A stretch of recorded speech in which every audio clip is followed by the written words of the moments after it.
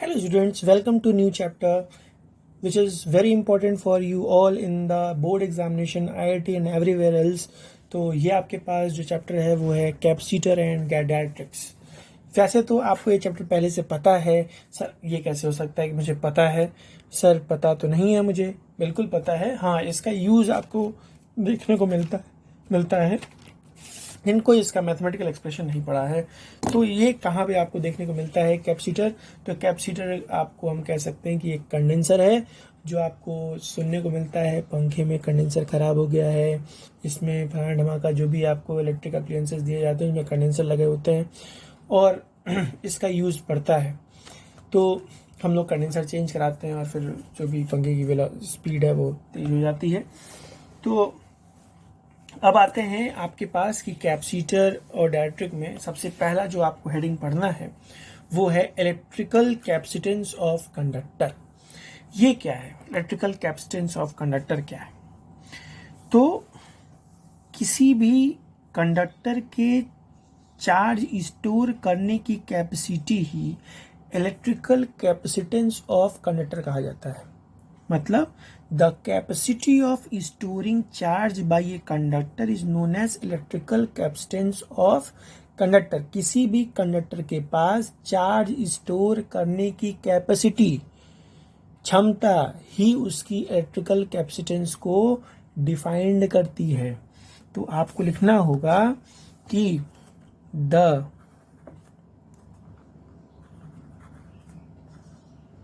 Capacity of storing charge by a conductor is known as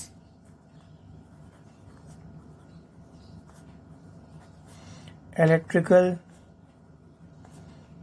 capacitance of conductor. बात समझ आ रही है? उसी को हम लोग इलेक्ट्रिकल कैपेसिटेंस ऑफ कंडक्टर बोलते हैं। किसी भी कंडक्टर की चार्ज स्टोर करने की कैपेसिटी ही क्या कही जाती है? Electrical capacitance of conductor. अब आपको बता दें कि जब भी किसी भी कंडक्टर के ऊपर हम लोग चार्ज प्रोवाइड करेंगे तो पोटेंशियल भी उसी रेशियो में इंक्रीज करेगा जिस रेशियो में हम लोग चार्ज कंडक्टर को प्रोवाइड कर रहे हैं। इसका मतलब कि जो चार्ज है वो डायरेक्टली प्रोपोर्शनल किसके है? जो पोटेंशियल है वो चार्ज किसके प्रोपोर्शनल है? चार्ज के। तो आप ये कह सकते हो कि when some charges is provided to a conductor, its potential also increases in the same ratio if on giving charge Q to a conductor, increase in its potential is V। मान लेते हैं कि उसका पोटेंशियल इंक्रीज होकर V हो गया। ऐसे condition में जो चार्ज Q है वो प्रोपोर्शनल किसका है? पोटेंशियल V का। तो इस प्रोपोर्शनलिटी को हटाने के लिए एक कांस्टेंट हम कैपिटल C यहाँ पर कंसिडर करते हैं और फॉर्मूला बन जाता है चार्ज का Q is equal to C V. क्या बन जाता है? Q is equal to C V बन जाता है। अब यहाँ पर सी क्या है? सी एक प्रोपोर्शनलिटी कांस्टेंट है जिसको हम लोग इलेक्ट्रिकल कैपेसिटेंस बोलते हैं, और इसका मैग्नीट्यूड डिपेंड करता है कुछ फॉलोइंग फैक्टर के ऊपर। जो पहला फैक्टर जिसके ऊपर ये डिपेंड करता है वो है size and shape of the conductor. इस कंडक्टर के शेप और साइज के ऊपर डिपेंड करता है इस कैपेसिटेंस सी की वैल्यू। दूसरा, नेचर ऑफ द मीडियम जो कंडक्टर के अराउंड है, कंडक्टर जिस मीडियम में रखा है उस मीडियम के ऊपर भी इस कैपेसिटेंस की वैल्यू डिपेंड करती है। फिर डिपेंड करती है कि अगर इस कंडक्टर के बगल में कोई दूसरा कंडक्टर भी रखा है, उसके नाइबर में कुछ कंडक्टर रखे हैं, तो उसके ऊपर भी एक कैपेसिटेंस डिपेंड करता है। इसका मतलब कि सबसे पहले आपको लिखना जरूरत होगा कि where capital C is a constant of proportionality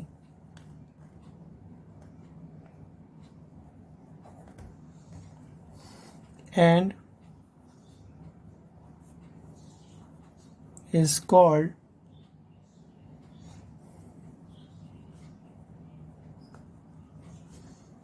electrical capacitance of the conductor. The magnitude of capital C depends on पहला factor size and shape of conductor. ठीक है, पहला फैक्टर तो साइज एंड शेप है। दूसरा, नेचर ऑफ द मीडियम। कौन से medium का? जिसमें कंडक्टर रखा है या around the conductor.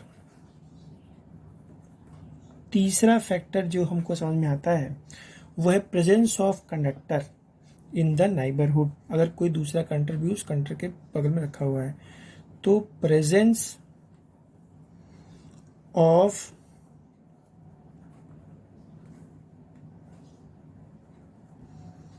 Other conductor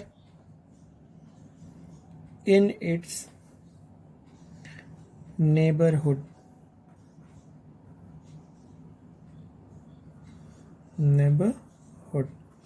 तब भी जाकर हम लोग इलेक्ट्रिकल कैपेसिटेंस बोलते हैं। तो सबसे पहली बात कि इलेक्ट्रिकल कैपेसिटेंस यहाँ पर एक टर्म आपके लिए बहुत ही इम्पॉर्टेंट हो जाता है। तो अभी तक हमने सिर्फ इतना ही पढ़ा कि जब भी किसी भी कंडक्टर की चार्ज स्टोरिंग कैपेसिटी हम लोग को पता करनी होती है तो उसी को हम लोग इलेक्ट्रिकल कैपेसिटेंस ऑफ कंडक्टर बोलते हैं। और जैसे जैसे आप किसी कंडक्टर को कोई चार्ज आप प्रोवाइड करते हैं तो जिस रेशियो में आप चार्ज को प्रोवाइड करेंगे उस कंडक्टर में, उसी रेशियो में पोटेंशियल भी इंक्रीज करेगा। उस हिसाब से आप कह सकते हैं कि Q is directly proportional to potential capital V, और वहां से पोटेंशियल हटाने के लिए आप एक कांस्टेंट लगाए कैपिटल C, जिसको हम लोग इलेक्ट्रिकल कैपेसिटेंस बोलते हैं। फिर अब यहाँ पर धीरे धीरे बात अब चैप्टर के तरफ बढ़ेगी, और सबसे पहला इम्पॉर्टेंट टर्म आपको जानना जरूरी ये है कि जो आपके पास इक्वेशन आया Q is equal to C V, तो अगर आप कैपेसिटेंस कैपिटल C के लिए निकालते हैं तो हम लिखते हैं C is equal to Q by V। आप ये इक्वेशन लिखोगे कि नहीं लिखोगे? सर बिल्कुल लिखेंगे। तो आपके पास ये पहला इक्वेशन बन के आता है C is equal to Q by V capacitance के लिए। This is your equation number 1। पहले ये इक्वेशन आप Q is equal to C V निकाल चुके हैं। इसका मतलब कि अगर आपको किसी कंडक्टर का कैपेसिटेंस पूछा जाए, तो आप कह दोगे कि चार्ज और पोटेंशियल का जो रेशियो होगा वही उसका क्या कहा जाएगा? कैपेसिटेंस कहा जाएगा। तो ratio of charge given to the conductor and rise in the potential are known as capacitance, आप ये कह सकते हैं। तो आप लिखेंगे 10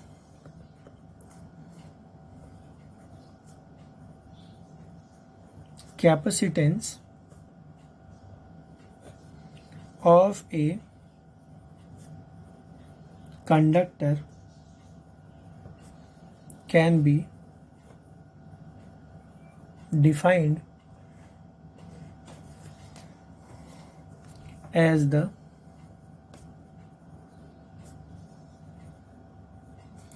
ratio of the charge given to the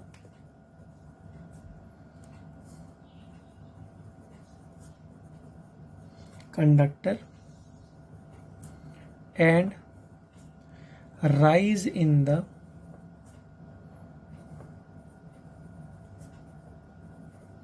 potential of the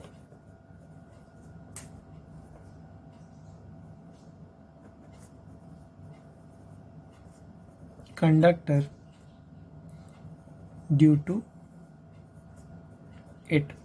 ठीक है, तो आपको अगर capacitance of the conductor define करना है तो आप क्या कह दोगे कि the ratio of the charge and the potential are known as capacitance of the conductor. इसी को हम लोग कैपेसिटेंस ऑफ द कंडक्टर बोलते हैं, पहली बात। अब बात आती है यूनिट की, कि यूनिट क्या होगा कैपेसिटेंस का। तो आप लिख लेंगे हेडिंग यूनिट ऑफ कैपेसिटेंस। सीधा यूनिट आप लिख सकते हो। सबसे पहली बात तो आपको बता दें कि एसआई यूनिट चार्ज का कूलम होता है, वोल्टेज का वोल्ट होता है, पोटेंशियल का वोल्ट होता है। तो उस हिसाब से तो इसकी जो एसआई यूनिट होगी वो तो हो जाएगी कूलम पर वोल्ट। लेकिन इसके साइंटिस्ट जो थे कैपेसिटेंस के लिए जो यूनिट इन्होंने डिसाइड किया, वो इसका यूनिट इन्होंने फैरेड डिसाइड किया। तो आप लिख सकते हैं कि the SI unit, the SI unit of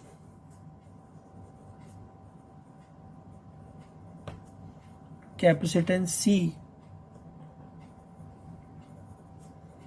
will be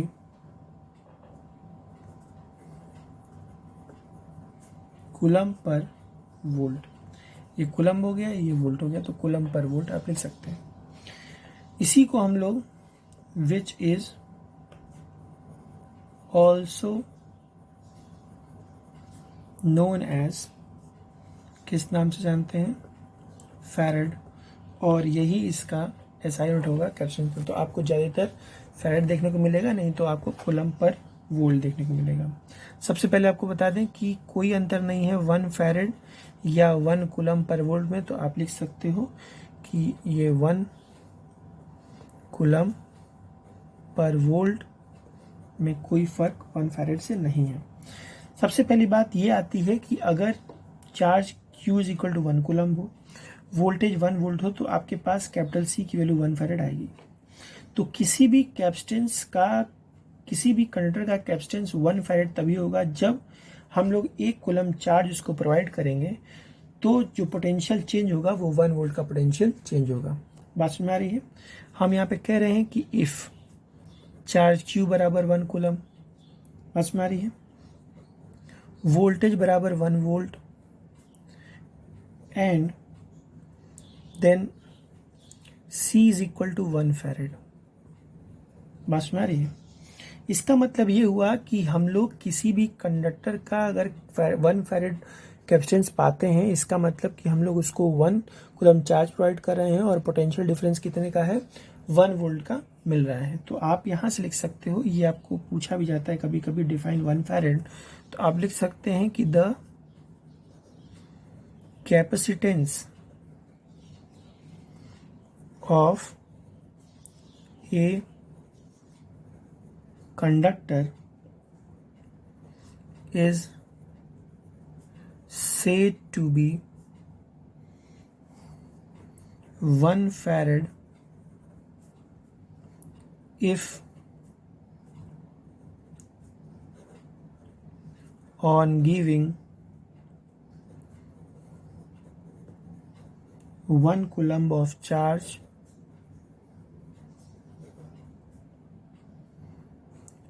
to to its potential changes by 1 volt, इसका पोटेंशियल 1 वोल्ट चेंज हो जाएगा। इसी को हम लोग क्या बोलते हैं, 1 फैरेड बोलते हैं। तो 1 फैरेड 1 कूलम 1 वोल्ट। बात सुना रही है। अब बात आती है, कभी कभी जब आप न्यूमेरिकल पाओगे तो आपको 1 माइक्रो फैरेड लिखा होगा, 1 नैनो फैरेड लिखा होगा, 1 पिको फैरेड लिखा होगा, तो आपको कभी कभी बच्चों को कन्फ्यूजन हो जाता है कि सर इसका कन्वर्जन की वैल्यू कितनी होगी, 1 माइक्रो की 1 नैनो की। तो खैर लगभग हमारे बच्चों को पता होता है, तो फिर भी मैं आपको बता रहा हूँ जो हमारे पहली बार वीडियो को व्यू कर रहे हैं। तो 1 माइक्रो फैरेड को आप ऐसे रिप्रेजेंट करते हो, और जिसकी वैल्यू होती है 10⁻⁻⁶ फैरेड। ठीक है, ये हो गया। अगर आप लिखते हो 1 नैनो फैरेड, तो आप इसको लिख सकोगे NF is equal to 10⁻⁹ farad. आप ऐसे लिखोगे कैपिटल F।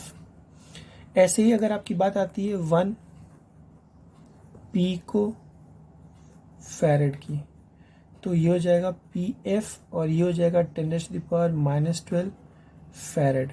बस में आ रही है। तो इस तरह से आप इसको कन्वर्ट करके रख सकते हो। फर्मी होगा तो 10⁻⁻15 हो जाएगा। अब बात आती है कि what is the dimensional formula of the capacitance. क्या हम बोल रहे हैं, डायमेंशनल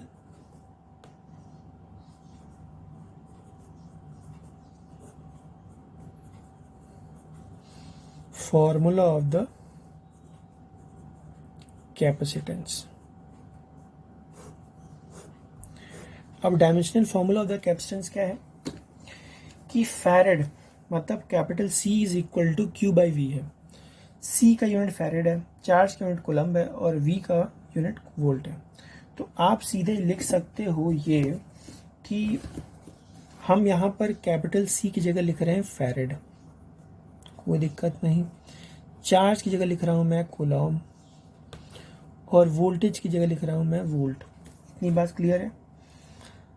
ये यहाँ पर आप कूलम्ब रहने दो, ठीक है। और वोल्टेज को आप जूल पर कूलम्ब इसलिए लिख सकते हो क्योंकि वोल्टेज का फॉर्मूला वर्क अपॉन चार्ज होता है। तो आप वहां से लिख सकते हो इसको जूल अपॉन कूलम्ब। ये कूलम्ब ऊपर चला जाएगा, तो आप यहां से लिख सकते हो इसको कूलम्ब का स्क्वायर डिवाइडेड बाय जूल।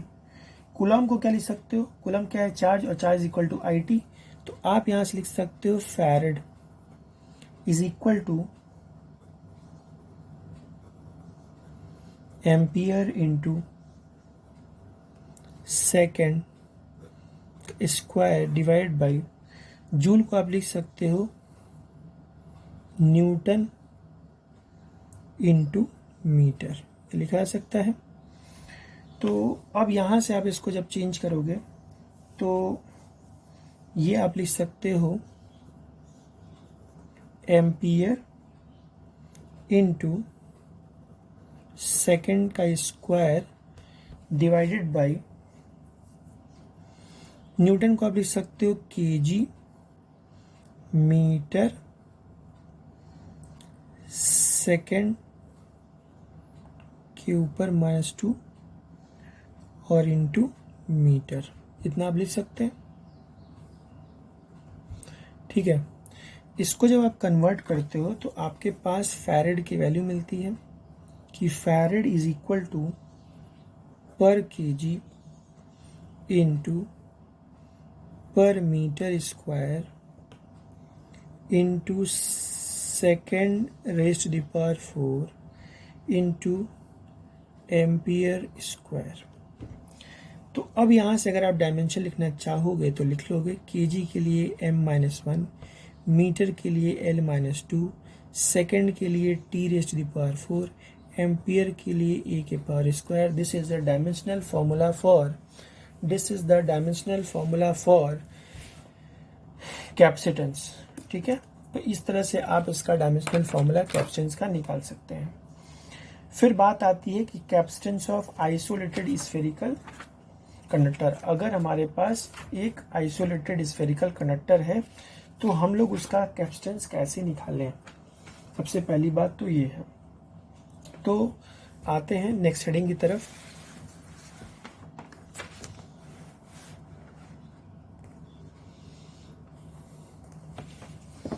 अपना नेक्स्ट हेडिंग है कैपेसिटेंस ऑफ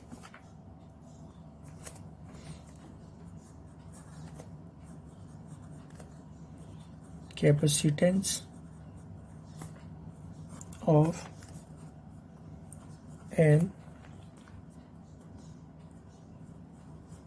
isolated spherical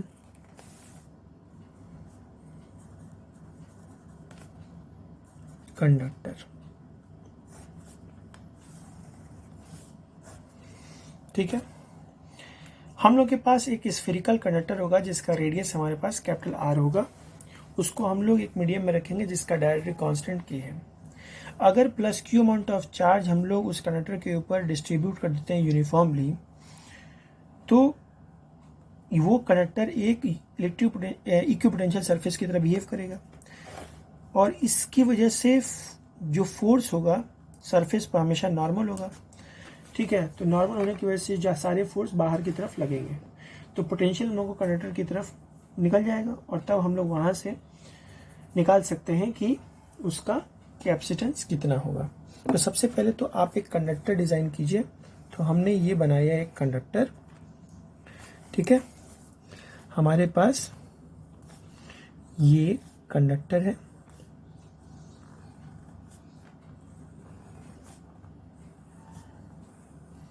ये कंडक्टर है और इसका रेडियस मैं कैपिटल आर कंसिडर कर रहा हूँ। ठीक है, हमने इसका रेडियस क्या कंसिडर कर लिया, कैपिटल आर।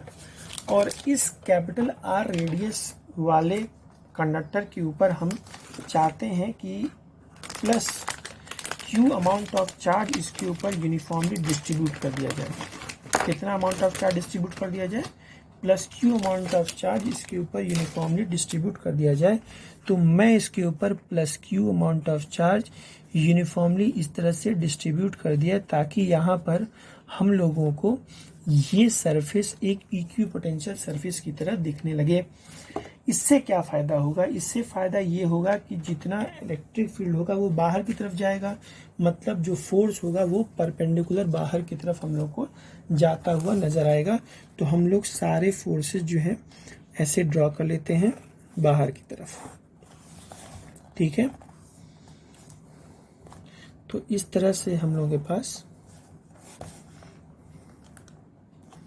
ये फोर्स इस तरह से, देखो आप सरफेस पे अगर टेंजेंट ड्रॉ करते हो तो फोर्स हम लोग को नॉर्मल ही दिखाई देगा। तो यहाँ पर हम लोगों को ये सारे फोर्स सरफेस के नॉर्मल बाहर साइड में जाते हुए दिखाई दे रहे हैं और ये एक इक्विपोटेंशियल सरफेस की तरह बिहेव करेगा। ये बात हो गई। इस वजह से यहाँ पर पोटेंशियल जो सरफेस पे होगा वो हम लोग को निकालना पड़ेगा। तो वो लिख देते हैं हम कि पोटेंशियल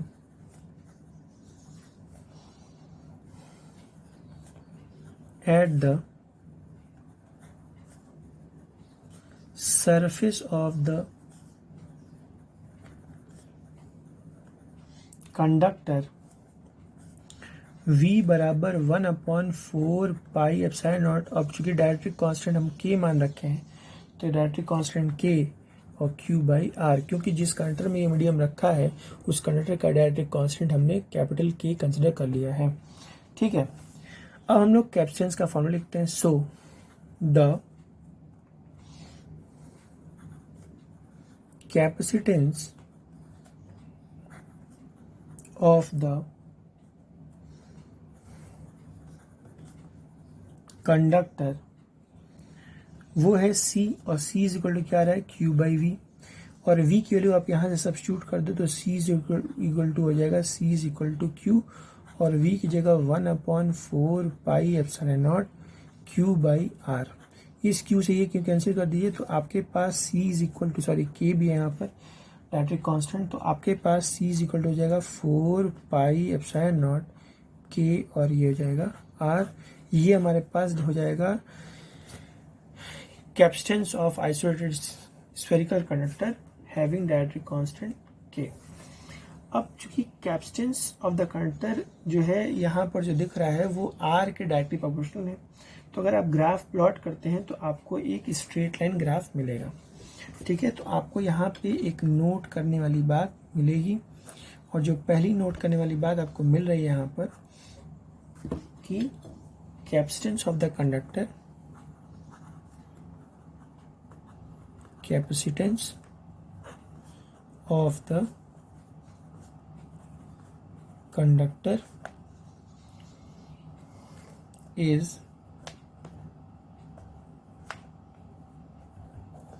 directly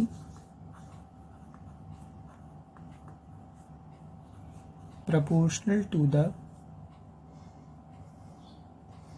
radius। इस हिसाब से C is proportional to R वाला कंडीशन दिख रहा है, तो आप लिख सकते हैं सो ग्राफ बिटवीन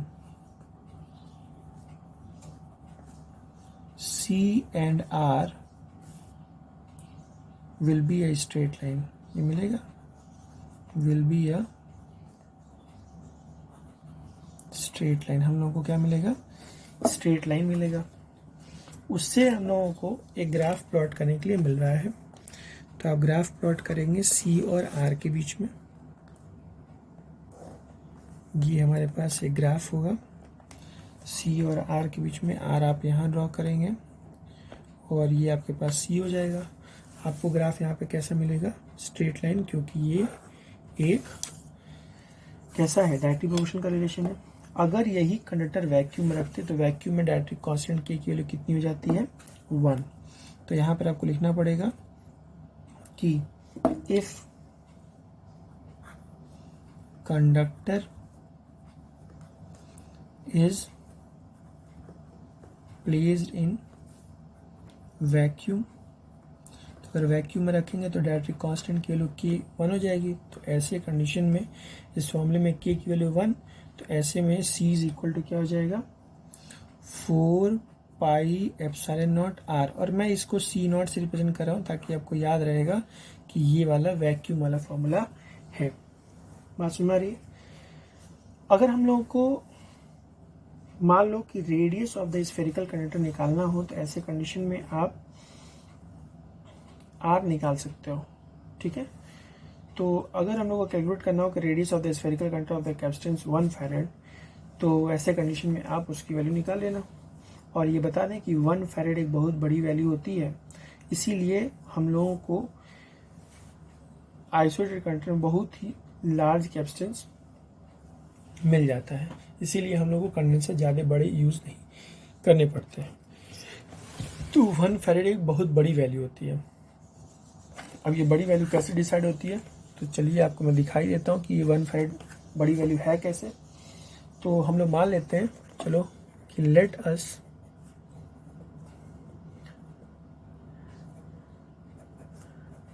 कैलकुलेट, हम चाहते हैं कि अपने कंडक्टर से 1 फैरेड की कैपेसिटेंस चाहिए। अगर 1 फैरेड का कैपेसिटेंस चाहिए तो कंडक्टर का रेडियस कितना होना चाहिए, अगर ये पता चल जाए तो पता चल जाएगा कि 1 फैरेड कितना होता है। तो let us calculate radius of the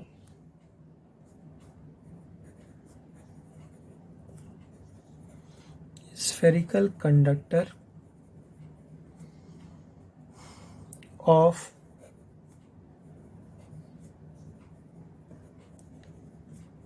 capacitance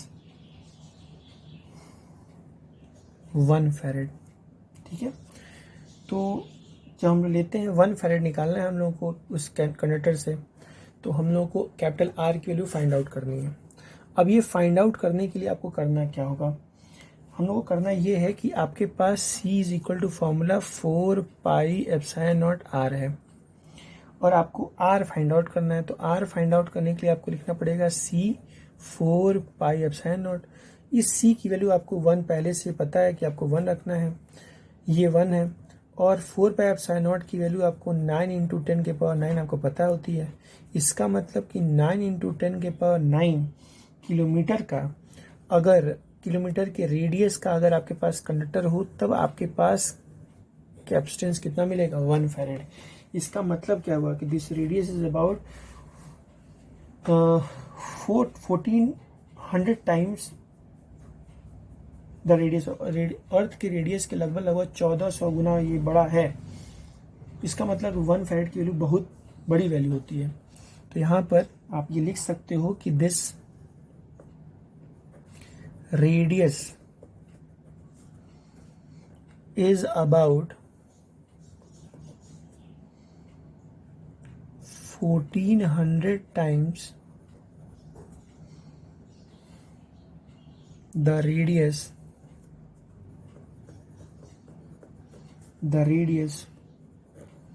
of the earth। और रेडियस ऑफ द अर्थ भी कितना माना गया है, अप्रॉक्सीमेटली 6400 किलोमीटर। तो सो वी कंक्लूड दैट, इससे हम लोग ये कंक्लूजन निकालते हैं कि पहला कंक्लूजन ये निकालते हैं कि 1 फैरेड के लिए तो बहुत बड़ी वैल्यू है। तो आप लिख सकते हैं कि 1 farad is a very huge unit of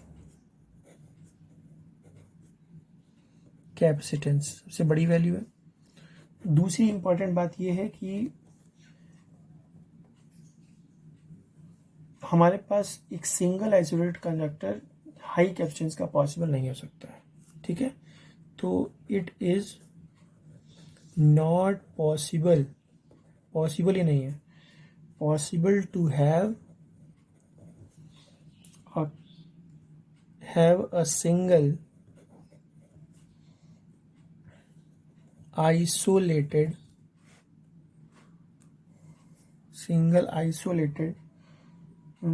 conductor of very large capacitance। तो अभी तक हम लोगों को ये पता चला कि क्या होता है इलेक्ट्रिकल कैपेसिटेंस ऑफ कंडक्टर, क्या होता है इलेक्ट्रिकल कैपेसिटेंस, कैसे हम लोग एक आइसोलेटेड स्फेरिकल कंडक्टर का कैपेसिटेंस निकालेंगे जब हम लोग उसको किसी भी डायरेक्ट्रिक में रखेंगे, किसी मीडियम में रखेंगे जिसका डायरेक्ट्रिक कांस्टेंट के है, और उसको वैक्यूम में रखेंगे तो के इज इक्वल टू 1 कंसिडर करके उसकी वैल्यू निकालना। फिर 1 फैरेड कैसे बड़ी वैल्यू है ये इसको हम लोग वेरीफाई करना, ये हम लोग सीखे। अब हमारे पास जो अगला हेडिंग होगा वो होगा कैपेसिटर, ठीक है। और यहाँ से आप कैपेसिटर को स्टार्ट करोगे। बेसिकली आपको चैप्टर यहाँ से, मेन चैप्टर यहाँ से स्टार्ट होगा जो आपको बेसिकली एक एक करके समझना होगा। ऐसा नहीं कि इसके पहले जो अभी यहाँ तक आपने पढ़ा है important, this is also very important for you all. इससे आपको न्यूमेरिकल्स मिलेंगे। तो अभी तक हमारा लेक्चर यहीं पे है। तो this is your lecture number 1 for capacitor and dielectrics. Thank you everyone. न्यूअर्स, मेरी रिक्वेस्ट है जो हमारे न्यू व्यूवर्स हैं कि इस चैनल को प्लीज़ सब्सक्राइब करें, बेल आइकन दबाएं ताकि आपको प्रॉपर नोटिफिकेशन और अपडेट्स मिलते रहें। Thank you everyone.